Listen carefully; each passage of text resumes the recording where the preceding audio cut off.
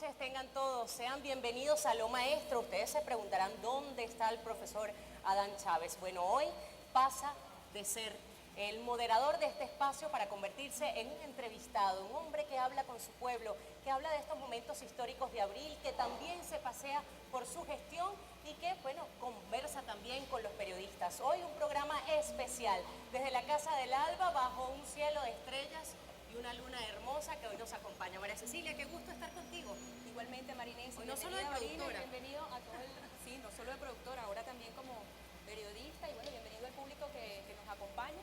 Efectivamente, tal como tú lo dices, Marinés, en esta oportunidad, además de haber participado en todo lo que es la producción del programa, pues me corresponde la tarea de ejercer mi profesión de periodista y pues con el honor que merece entrevistar en esta ocasión nada más y nada menos que el profesor Adán Chávez, gobernador del estado de Barinas. Y sin más, pues tenemos una cantidad de participantes, artistas que nos van a deleitar. Pues esa parte te la dejo a ti, Marinés, experta en el área de cultura, para que nos presentes a los compañeros que tenemos. Antes de presentar la parte cultural, también queremos decirle que este programa llega gracias a Telellano, a nuestra señal, y también a todas esas televisoras y emisoras que hasta ahora sintonizan a Lo Maestro. Así que un placer que estén con nosotros. Queremos agradecer también a los periodistas que se suman vía banda ancha, gracias al satélite Simón Bolívar, por Venezolana de Televisión, Telesur y Globovisión. Periodistas que tendrán también la oportunidad de hacer preguntas puntuales en el día de hoy.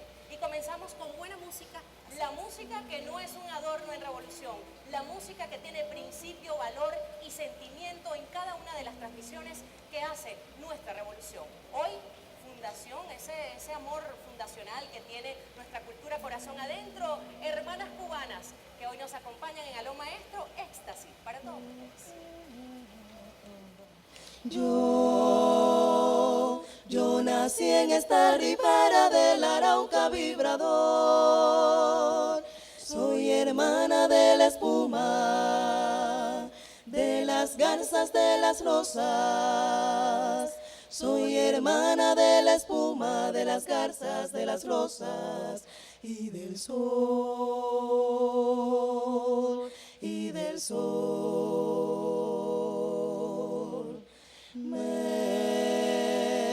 Me arrulló la viva diana de la brisa en el palmar, y por eso tengo el alma como el alma primorosa, y por eso tengo el alma como el alma primorosa del cristal,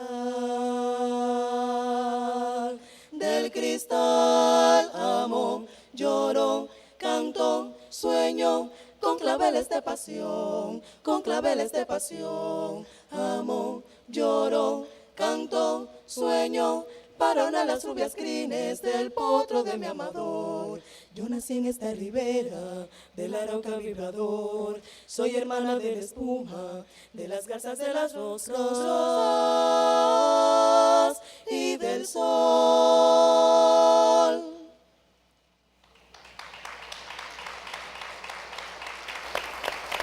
Muchísimas gracias a nuestras hermanas hoy.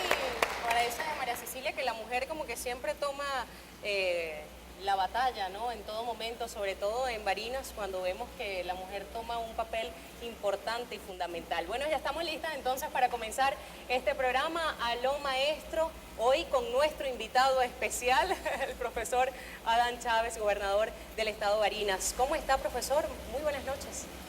Muy bien, feliz aquí. Tú decías en la introducción que ¿dónde estará el profesor? Aquí estoy. Un gran abrazo bolivariano revolucionario a todas y a todos. A ustedes, María Cecilia, María Inés, las Marías, a todas las Marías. Aquí hay una buena cantidad de Marías, las mujeres del partido, las mujeres de la revolución y en general a todas las mujeres barinesas, a las mujeres de éxtasis, que son las voceras de las mujeres cubanas, y a los compañeros también, y a todo el pueblo de Barinas. Gracias a las televisoras, que están las tres encadenadas, que se han prestado de manera voluntaria a la transmisión de este A Lo Maestro especial. Yo les agradezco a ustedes. No, gracias por acompañarnos. Además, queremos comenzar esta entrevista, María Cecilia, sí, además porque tenemos allí a nuestro comandante eterno, Hugo Chávez, con todo ese legado también escrito, y estamos en una fecha muy especial, Día del Libro, donde también la revolución invita a todos los niños, niñas, jóvenes a seguir haciendo lectura, a seguir alimentando el alma.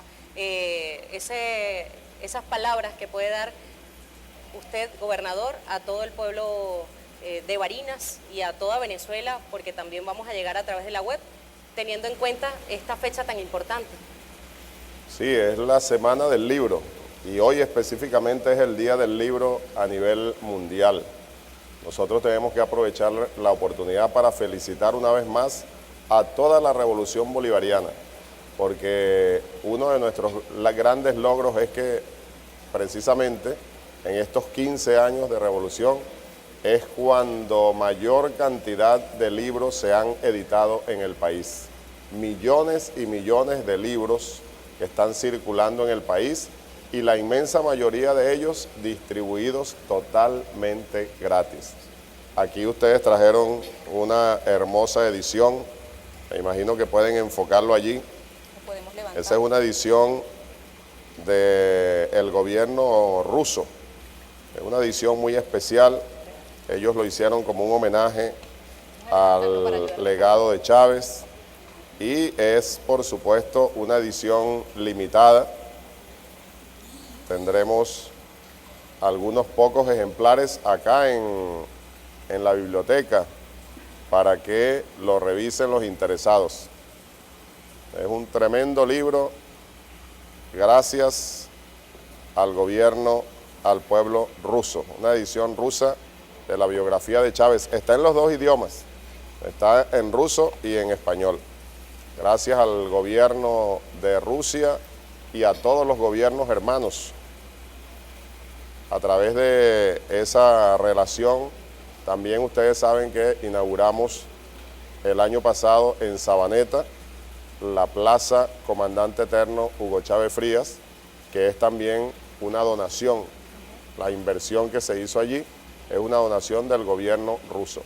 El pueblo ruso, pueblos hermanos, lejanos geográficamente, pero muy cercanos en los principios, en la mente y en el corazón. Agradecimiento desde aquí al pueblo ruso y a todos los pueblos hermanos.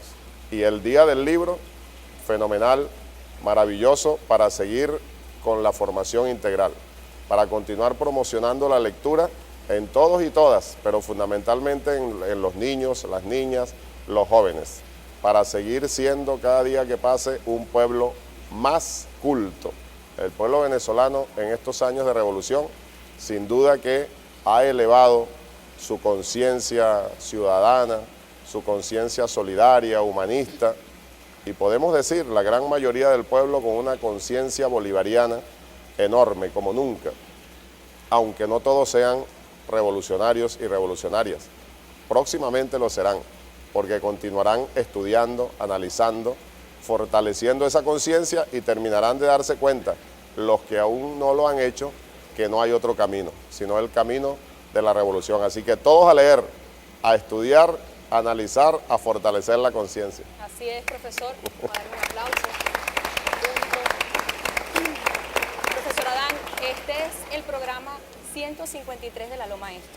Se dice fácil, pero Hemos rodado, ¿no? hemos rodado algo. Hoy jueves 23 de abril no podemos dejar pasar que aún nos mantenemos en este mes importante del año, un mes que la revolución conceptualiza como un mes de batallas y de grandes victorias.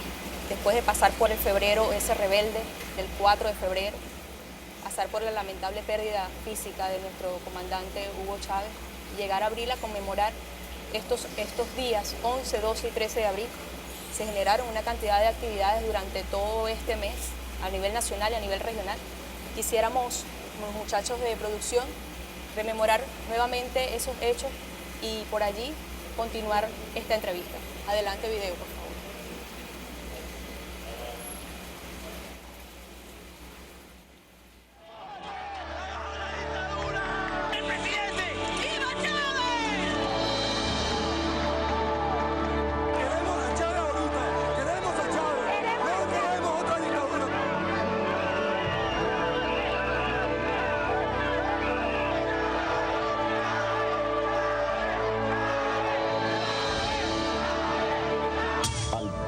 venezolano y a quien pueda interesar. Yo, Hugo Chávez Frías, venezolano, presidente de la República Bolivariana de Venezuela, declaro.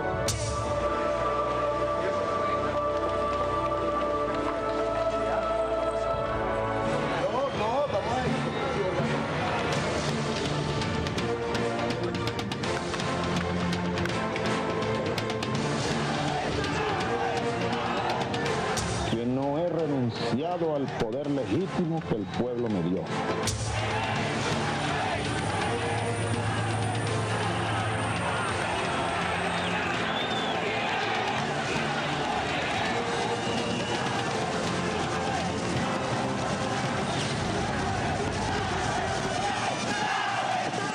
Para siempre, Hugo Chávez Frías. Escribieron historia. El pueblo llegó a este palacio para no irse más.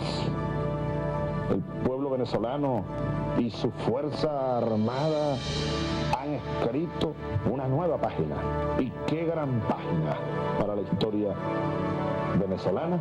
A partir de este momento vamos a reflexionar, vamos a poner a Dios por delante. Invoquemos a Cristo, a Dios, nuestro Señor, y llenémonos de paz. Hago un llamado a que volvamos a la reunión del país. Estos acontecimientos que trajeron sangre y dolor son, sin embargo, y deben ser una gigantesca lección para todos nosotros, para que todos los sectores del país terminemos de aceptar de una buena vez y definitivamente que aquí hay un gobierno legítimamente constituido. Mi reconocimiento y el de todos a esos dos entes, el pueblo y la Fuerza Armada. Pongamos las cosas en su justo lugar, para bien de todos, para bien de Venezuela. La semilla que hemos sembrado retoñó, creció, y ahí están las siembras, la cementera en los corazones del pueblo. Todos tenemos que rectificar muchas cosas para que volvamos a la calma, para que sigamos construyendo en la patria a nuestros hijos, a nuestros nietos. Después de esta jornada memorable, histórica, imborrable para siempre jamás, si ayer los amaba, hoy los amo muchísimo más.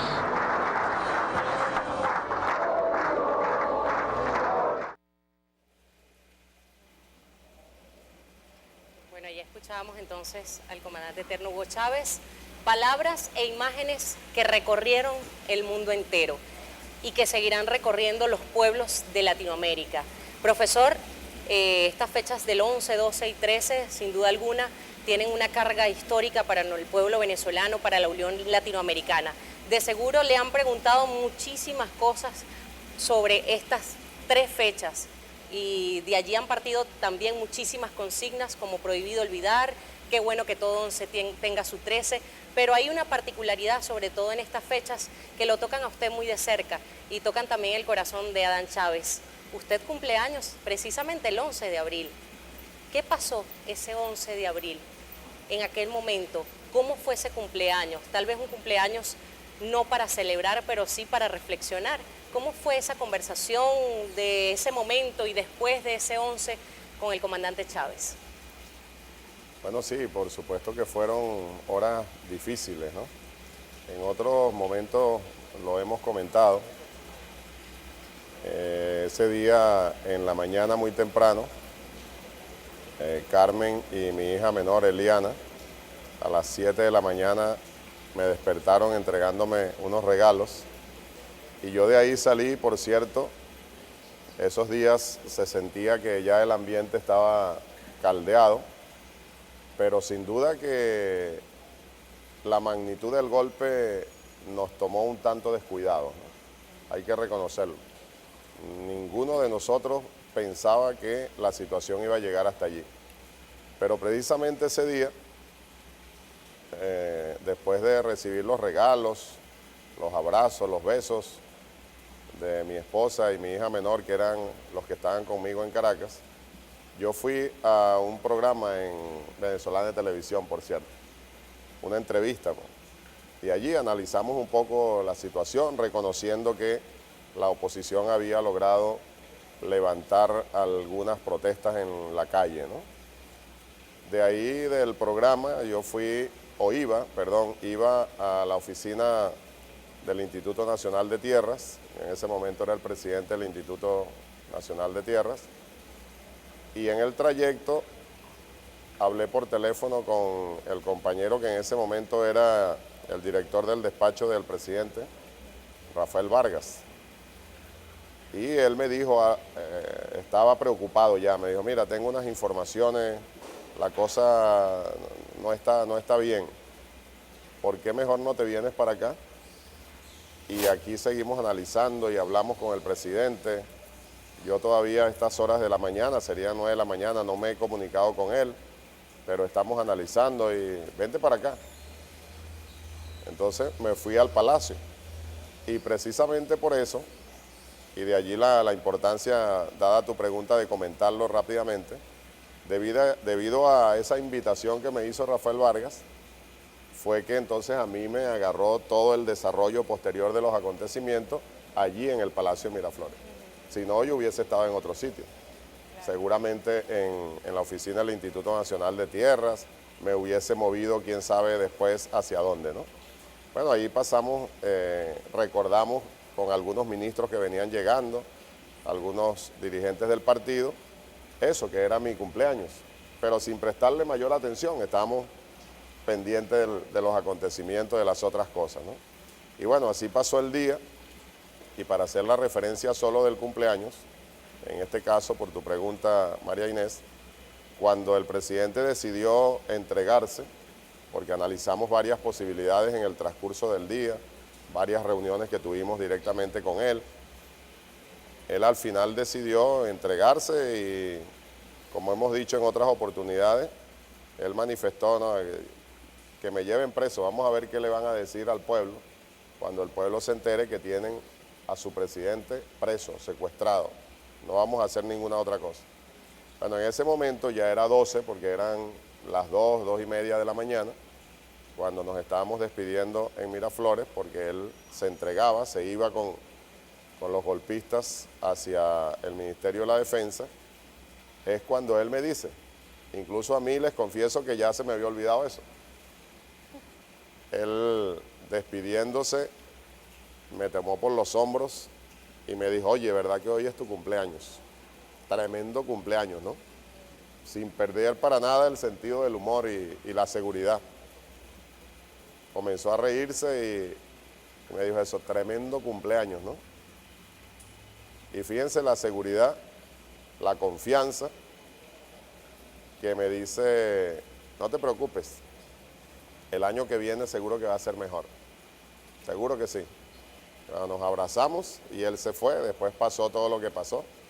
Y al año siguiente, 11 de abril, todavía yo estaba en el Instituto de Tierras, él me llamó como a las 3 de la tarde para felicitarme, y ese día a las 5 de la tarde era la clausura de un evento internacional de mujeres que se había organizado precisamente conmemorando el primer año del triunfo de la revolución, derrotando ese intento de golpe de Estado de abril del 2002.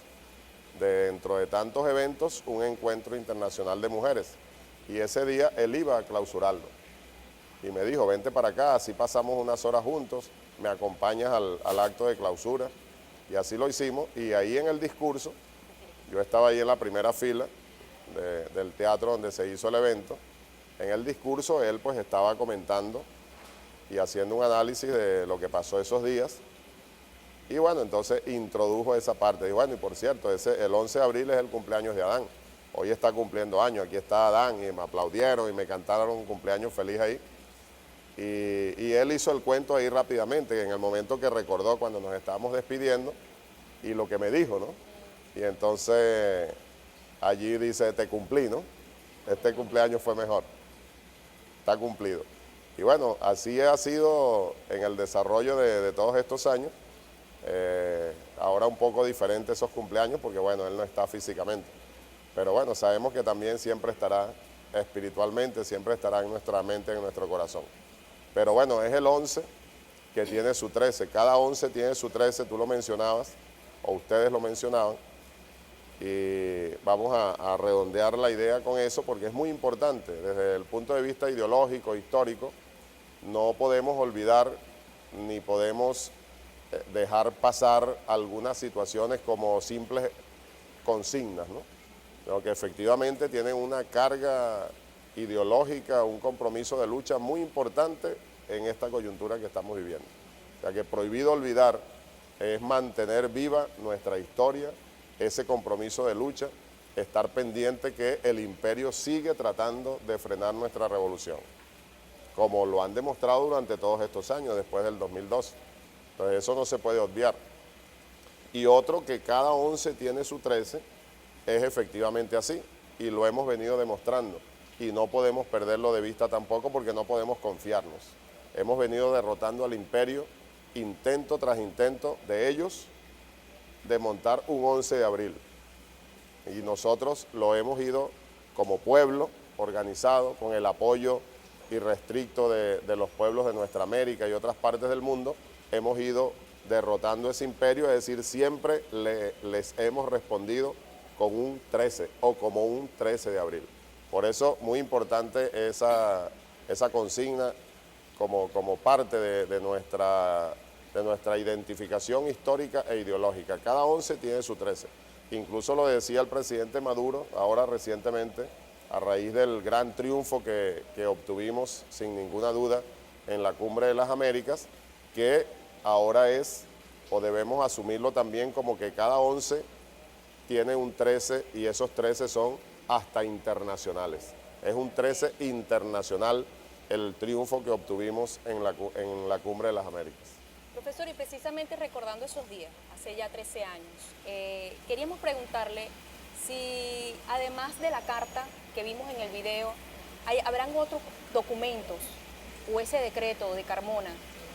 ¿Dónde quedaron esos papeles? ¿Qué papeles se produjeron ese día? ¿Quién se quedó con ellos? ¿Hay una curiosidad nuestra de saber si existen esos documentos? ¿Quién tiene ese decreto? Si lo analizaron mucho más allá. Y bueno, y para hacer los análisis, las comparaciones, etcétera. Y también queríamos preguntarle, ya que estamos acá en Barinas, esos días posteriores al 11 de abril que usted estaba en Caracas, ¿se comunicó con gente en específico, aparte de su familia, de acá de Barinas, que pudiera recordar? Sí, bueno, son varias cosas, ¿no? Primero que documentos ese día realmente prácticamente no se escribió nada, todo lo conversamos. Y quizás podríamos decir que desafortunadamente ahora nada de eso se grabó.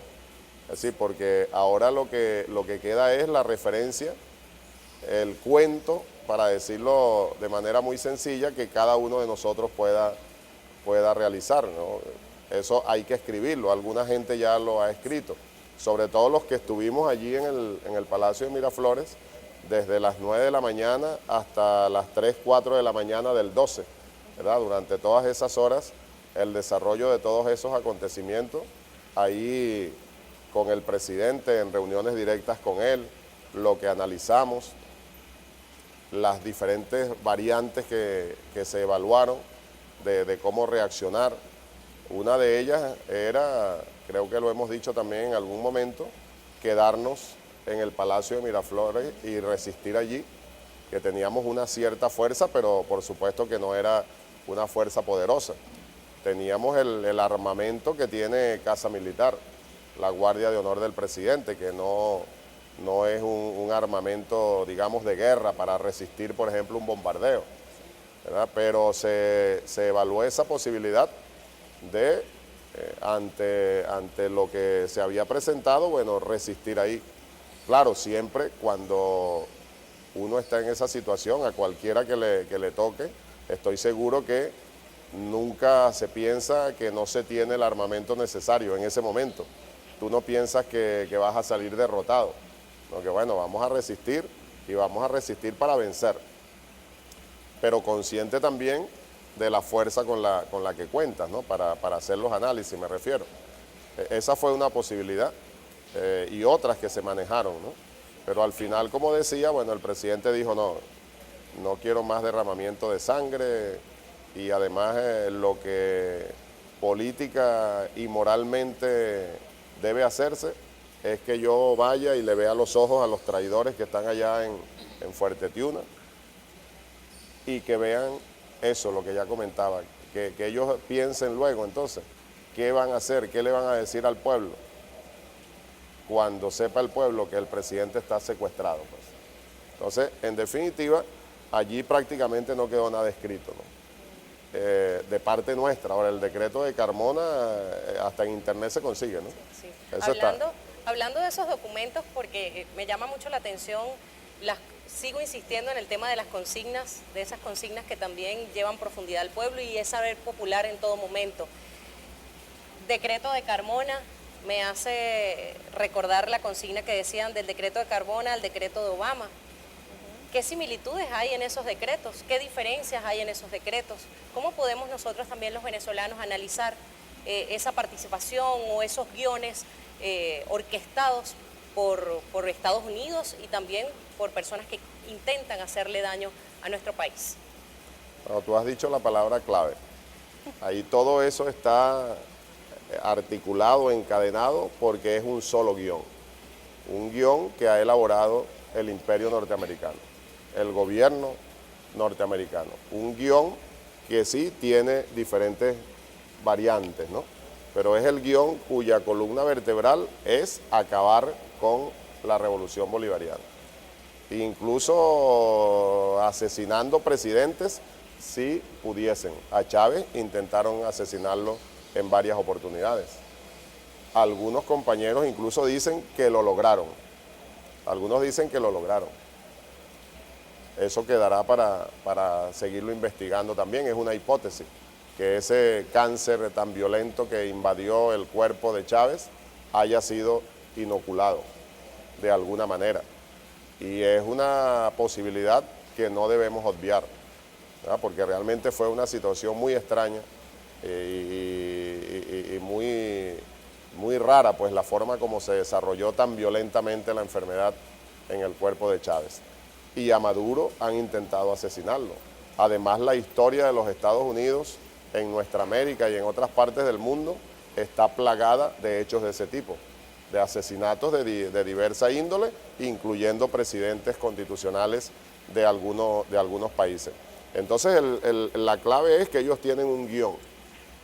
Y por eso algunas de las situaciones se repiten o son similares. Y efectivamente el decreto de Carmona pues tiene algunos elementos que se pueden ligar, se pueden comparar con el decreto de Obama, que en definitiva persigue eso, acabar con la Constitución bolivariana, acabar con todas las instituciones que el propio pueblo se ha dado a través de esa Constitución que aprobamos mayoritariamente en diciembre de 1999, una Constitución humanista, sin ninguna duda, solidaria, una Constitución para el bienestar social de la población.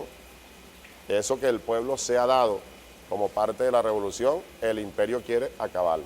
Entonces el decreto de Carmona, todos sabemos, ahí hubo parte de eso en el video, cómo leyeron el decreto que finiquitaba de un plumazo, acababa de un plumazo con todas las instituciones democráticas.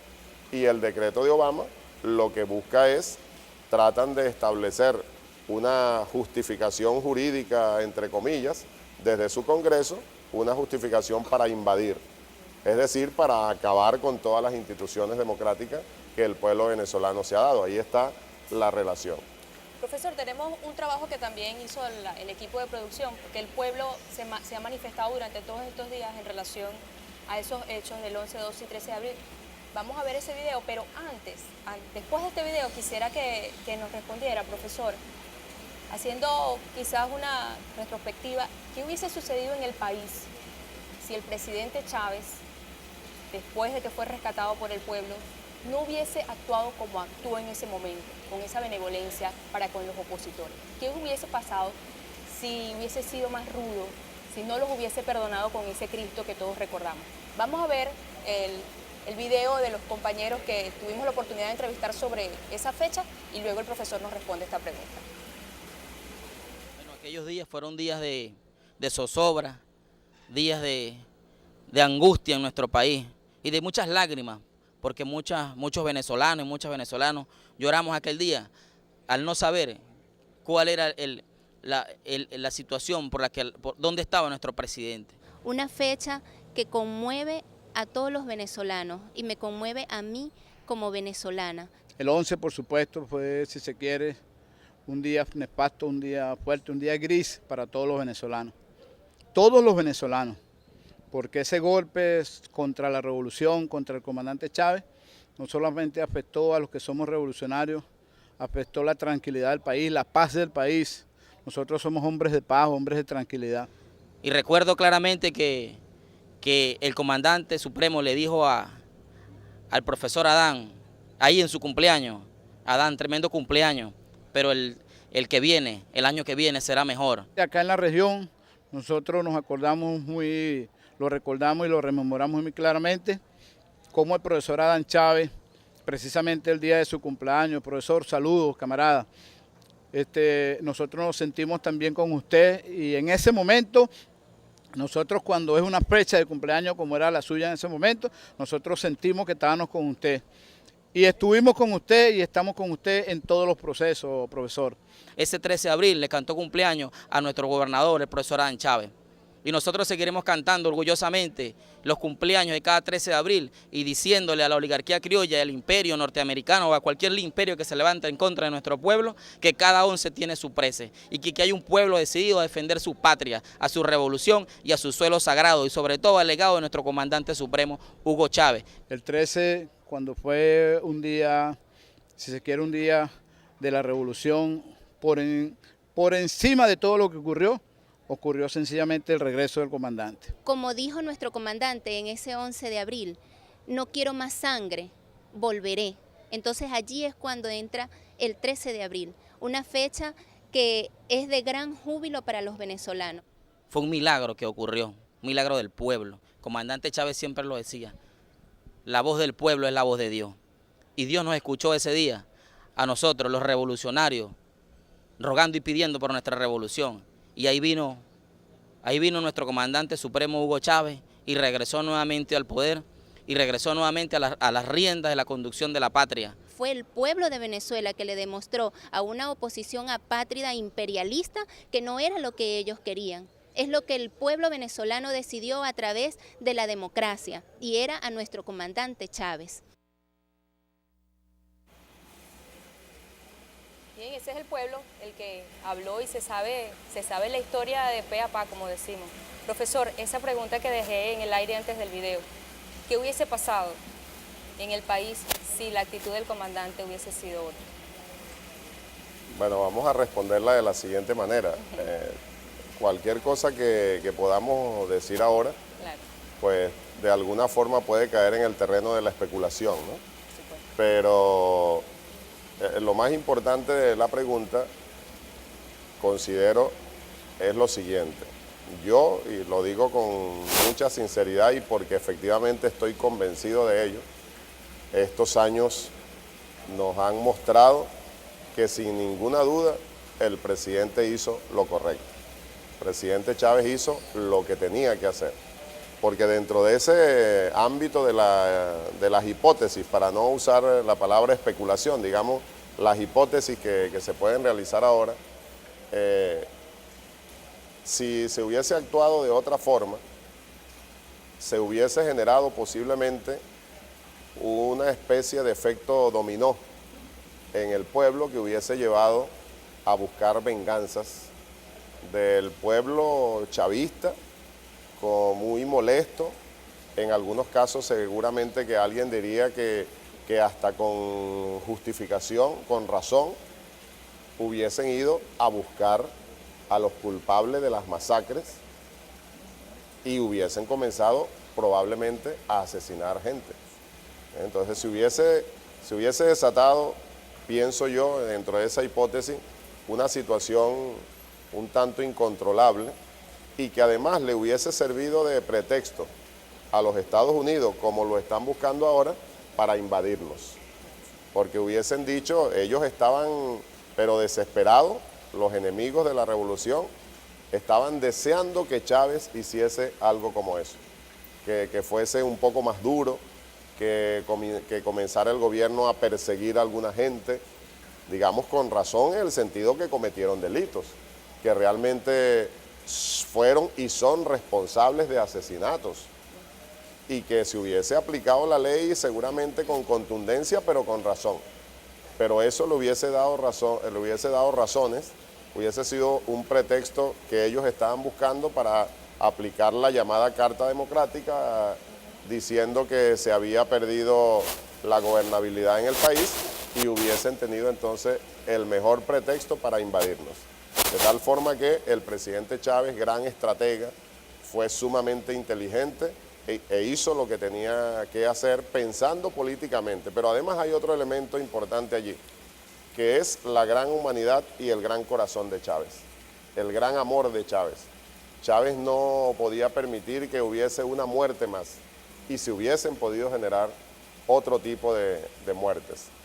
Chávez no podía permitir que se generaran situaciones que llevasen a venganzas que pudieron originarse.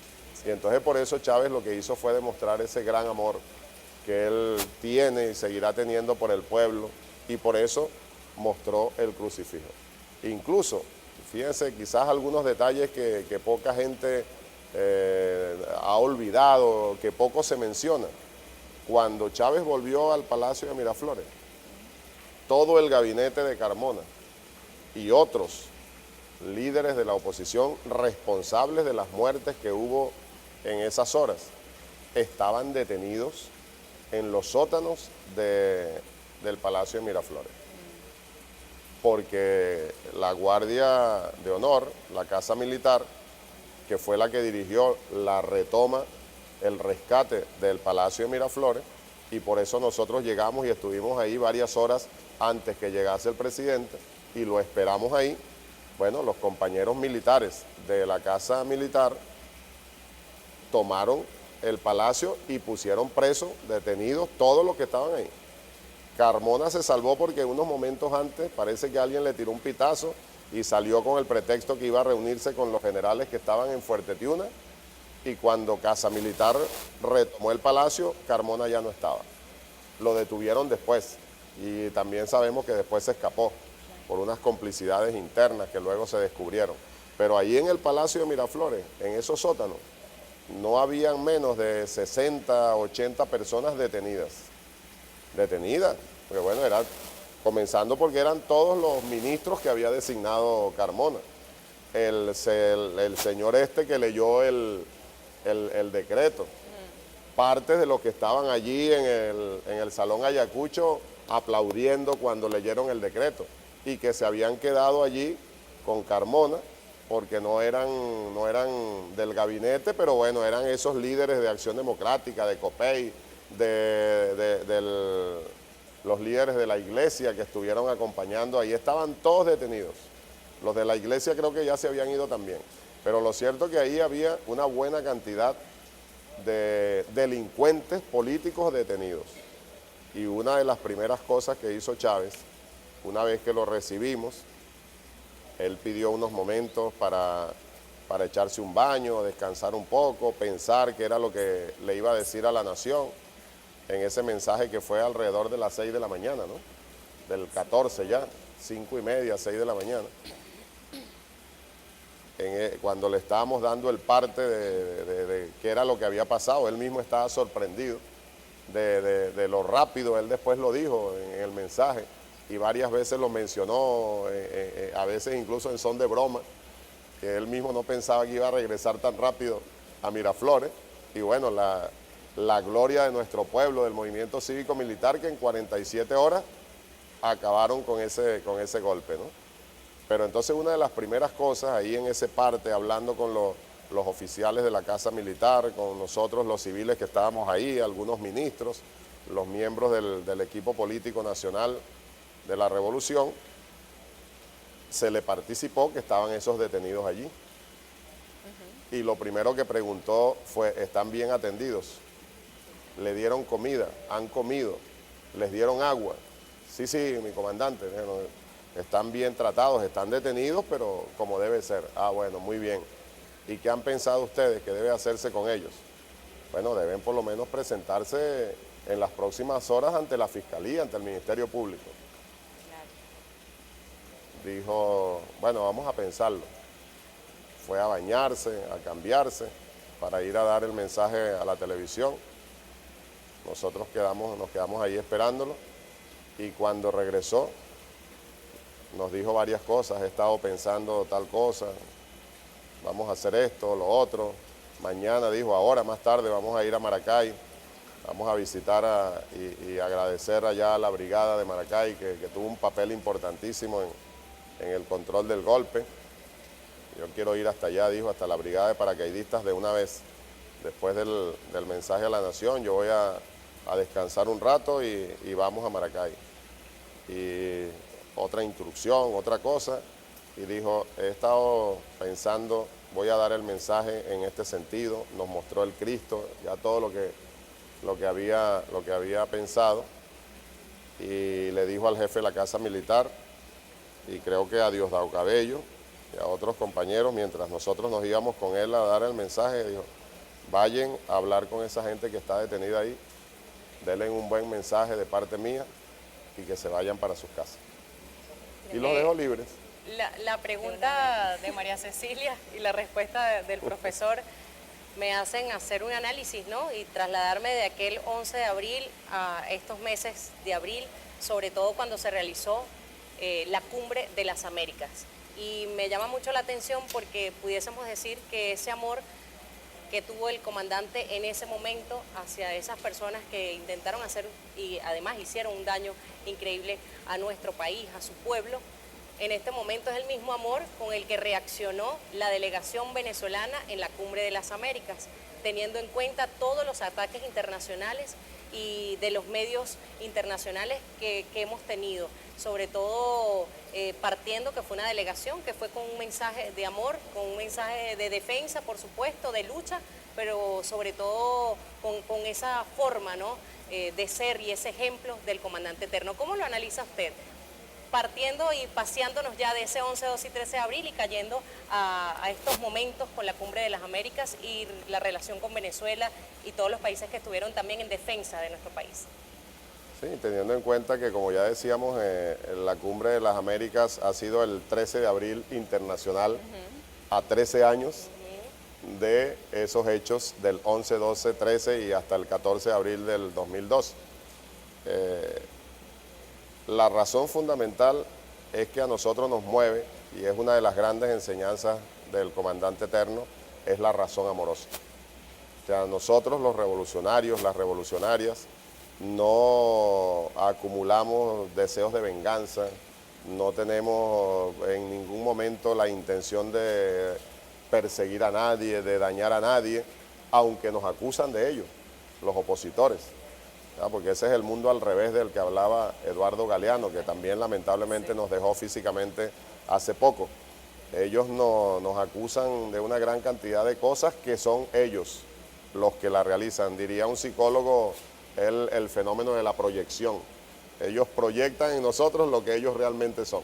Pero entonces ahí está la explicación fundamental de lo que hizo Chávez en esas horas del 14 de abril ya amaneciendo, que es lo que hizo Chávez durante toda su vida y que va a seguir haciendo a través de su pueblo, pues porque él sembró eso en el pueblo venezolano.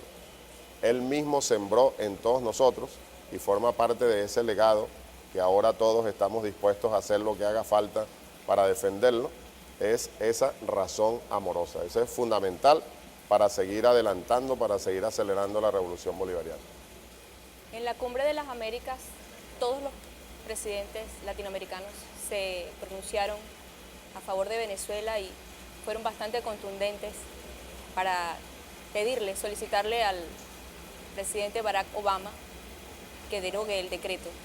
Vamos a ver un resumen rapidito de esos presidentes hermanos.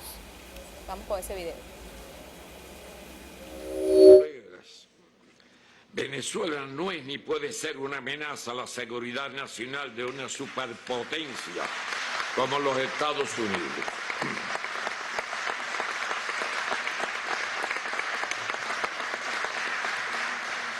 Es positivo que el presidente norteamericano lo haya reconocido. Debo reafirmar todo nuestro apoyo de manera resuelta y leal a la hermana República Bolivariana de Venezuela, al gobierno legítimo y a la unión cívico-militar que encabeza el presidente Nicolás Maduro. Yo estoy convencido, hermanas y hermanos, el primer promotor del mundo es Estados Unidos en las dictaduras militares de golpe de Estado. La mirada colonial e imperial de Estados Unidos sobre nuestra América Latina y el Caribe es una mirada de desprecio y de subestimación, una mirada de superioridad política, militar, tecnológica y económica. Es la mirada del colonizador sobre el colonizado. La orden ejecutiva del presidente Obama contra Venezuela viola flagrantemente el derecho internacional y particularmente el literal E del artículo 3 de la Carta de la OEA. La respuesta que ha dado la región ha sido contundente, rechazando la orden ejecutiva y pidiendo su retiro. Nuestros pueblos nunca más aceptarán la tutela, la injerencia ni la intervención. Que cuando escuché la noticia dije, no, debe haber un error. Debe ser que no están de acuerdo con las políticas, que condenan las políticas. Y no, me trajeron la orden, una amenaza para la seguridad de los Estados Unidos. Y la verdad que no me surgió una respuesta de carácter flamígero, antiimperialista. Lo primero que hice fue reírme, porque realmente resulta absolutamente inverosímil, casi rayano en lo ridículo, no solamente Venezuela, sino cualquier país de nuestro continente. Y vengo en nombre de 30 millones de venezolanos a exigirle al presidente Obama que derogue el decreto que amenaza a Venezuela. Así lo pide UNASUR por unanimidad. UNASUR ha aprobado un documento histórico rechazando y pidiendo su derogatoria. Así lo pide por unanimidad la CELAC. Los 33 países han colocado un concepto superior, han dicho debe revertirse el decreto. Es un decreto irracional, desproporcionado. Yo no me creo este cuento. Recuerdo al Che cuando decía, ni un tantico así. Esas fueron las participaciones de los presidentes, yo los vi, creo que los vi todos. Y bueno, era tremendo cómo ver todos estos países hermanados en una sola causa, además del resto de los temas que allí se trataron. Y en función de eso, gobernador, tenemos una pregunta muy particular. Si usted hubiese tenido la oportunidad de tener un espacio en la cumbre para hablarle a los pueblos hermanos, por supuesto al pueblo de Venezuela, ¿qué tema hubiese escogido o cómo hubiese... Sé que es quizás un poco fuerte la pregunta, sea muy amplia, pero rápidamente, quizás ¿en qué se hubiese afincado Adán Chávez en la Cumbre de las Américas? Bueno, pienso que fundamentalmente, porque era en lo que estaba pensando, oyendo nuevamente a los presidentes, viendo el video, la necesidad de rescatar el proceso histórico de las cumbres de las Américas. Yo tuve la oportunidad de acompañar al presidente Chávez, creo que hubiese comenzado por allí.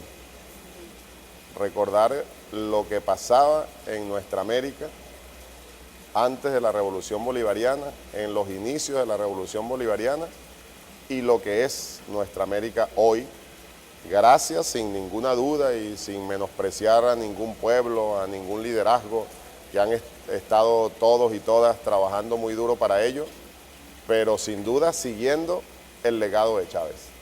O sea, Chávez, el comandante Chávez, reconociendo ese gran liderazgo que tiene a nivel mundial, es el principal responsable del nuevo mundo que tenemos hoy, de la nueva nuestra América y más allá. Y ahí está contemplado en el Plan de la Patria como uno de los objetivos históricos, ¿no? Nosotros vamos camino de verdad a consolidar un mundo multicéntrico y pluripolar para derrotar definitivamente las intenciones del imperio. Y nuestra América es uno de esos polos en el mundo donde más se ha consolidado esa idea, ese proyecto. Y es parte del legado de Chávez sin ninguna duda, repito. Porque entonces fíjense, cuando nosotros fue en Canadá esa cumbre, 2001, no recuerdo ahora exactamente la fecha, bueno, era Chávez solo. Chávez solo contra todos los demás presidentes de toda la América. Y allí se presentó el proyecto del ALCA, y que después de eso, trabajando con algunos líderes latinoamericanos, fundamentalmente Fidel Castro, el general Raúl Castro, que lo acabamos de ver allí, ahora presidente de la hermana República de Cuba, y trabajando las diferentes ideas, de allí surgió la ALBA, como una alternativa. Primero era la alternativa bolivariana para nuestra América, como una contraposición al ALCA, que era el proyecto de los Estados Unidos, un proyecto neocolonial, pues, un proyecto con la intención de seguirnos dominando y con mucha fuerza, para convertirnos nuevamente en los esclavos del nuevo tiempo, pues en los esclavos del siglo XXI. El ALCA, recordemos que es la Alianza del Libre Comercio para la América.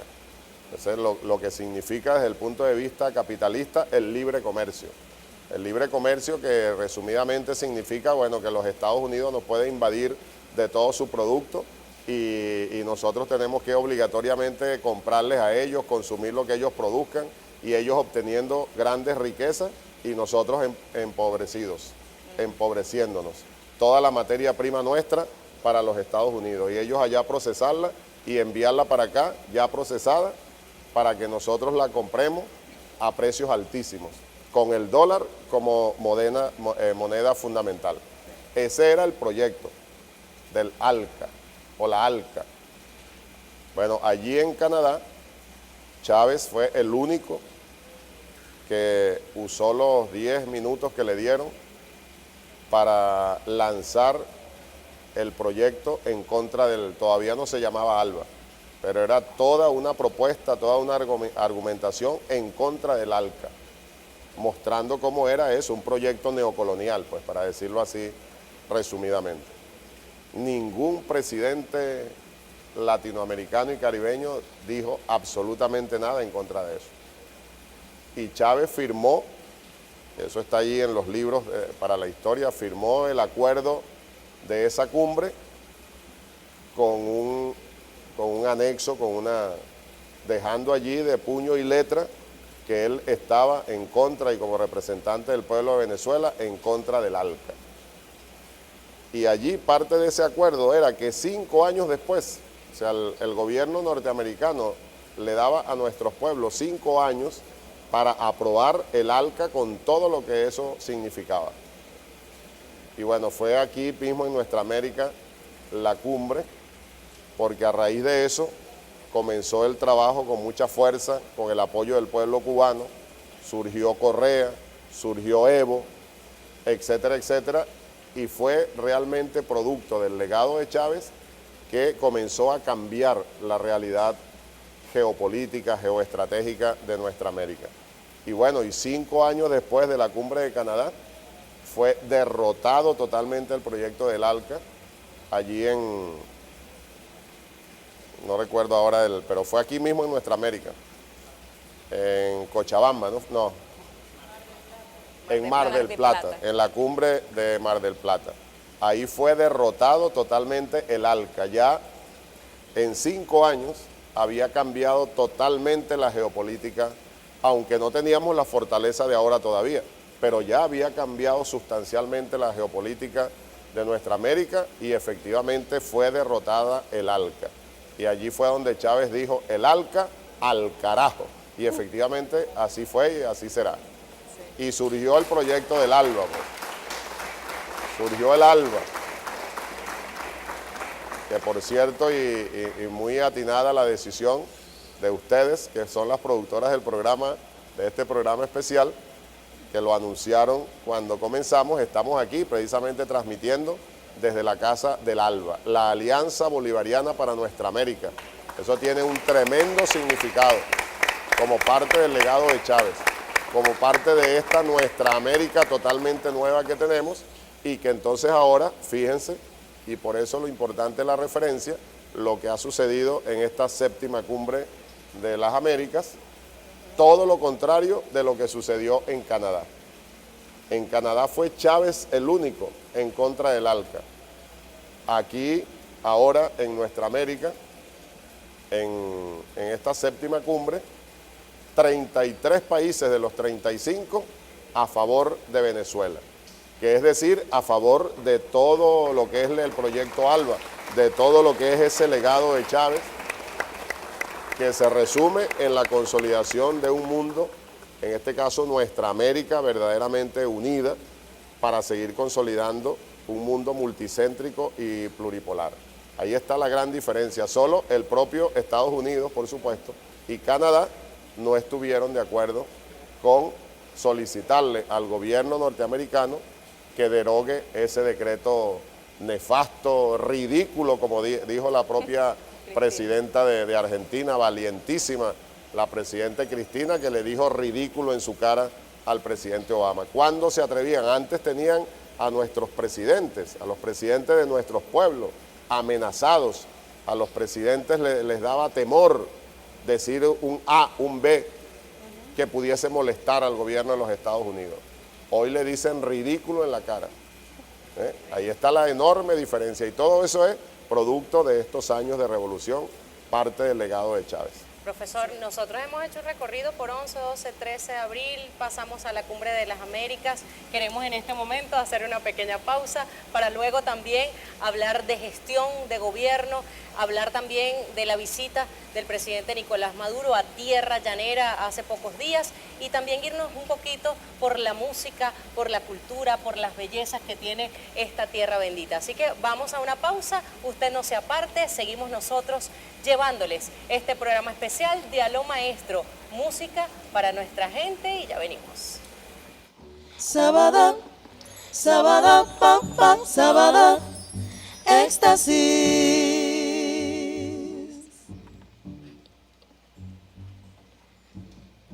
Porque la tierra es mi casa, porque la noche es oscura, porque la luna es blancura que engorda como adelgaza, porque una estrella se enlaza con otra como un dibujo, y porque el escaramujo es de la rosa y del mar. Yo vivo de preguntar, saber no puede ser lujo. Yo vivo de preguntar, saber no puede ser lujo.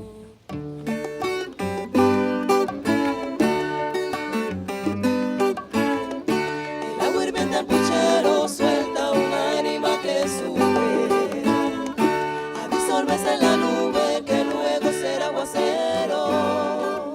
Y no soy tan preguntero, tan comilón del acero, que marchito si le pierdo una conquista a mi pecho. Si saber no es un derecho, seguro será un izquierdo. Si saber no es un derecho, seguro será un izquierdo. Yo vine para preguntar, flor y reflujo. Soy de la rosa y de la mar como el escaramujo. Yo vine para preguntar, flor y reflujo. Soy de la rosa y de la mar como el escaramujo.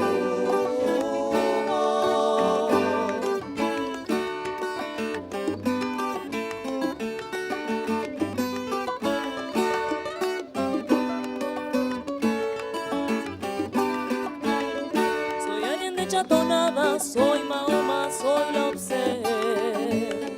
Soy Jesucristo y Yahvé, soy la serpiente emplumada. Soy la pupila asombrada que descubre cómo apunta. Soy todo lo que se junta para vivir y soñar. niño que pregunta. Soy el destino del mar, soy un niño que pregunta. Para preguntar, yo vine para preguntar. Soy de la mar como el escaramujo. Yo vine para preguntar, flor y reflujo. Soy de la rosa y de la mar como el escaramujo.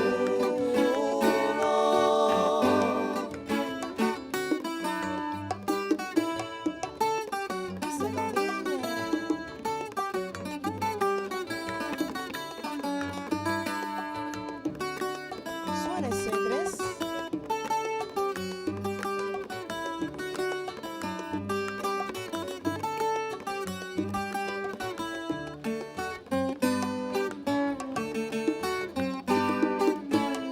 Porque la tierra es mi casa, porque la noche es oscura, porque la luna es blancura que engorda como adelgaza, porque una estrella se enlaza con otra como un dibujo, y porque el escaramujo es de la rosa y del mar.